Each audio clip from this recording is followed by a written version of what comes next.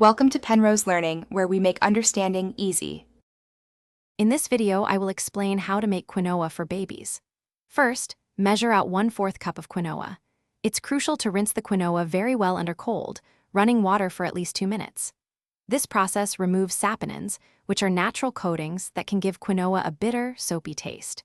Using a fine mesh sieve will ensure you don't lose any of those tiny, nutritious grains down the drain.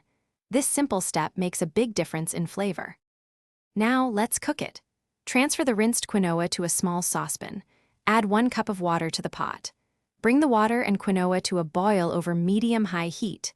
Once boiling, immediately reduce the heat to low, cover the pot, and let it simmer gently for about 15 minutes. The quinoa is ready when all the water has been absorbed and the grains look fluffy with a small tail. After cooking, let the quinoa cool down for a few minutes. For a smooth puree, transfer the cooked quinoa to a blender or food processor. Add a small amount of breast milk, formula, or even water to achieve a smooth, baby-friendly consistency. Start with a little liquid and add more as needed until it's just right.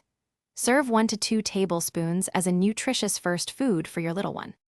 You can store any leftover quinoa in an airtight container in the refrigerator for up to 3 days. For longer storage, consider freezing individual portions in ice cube trays or small containers.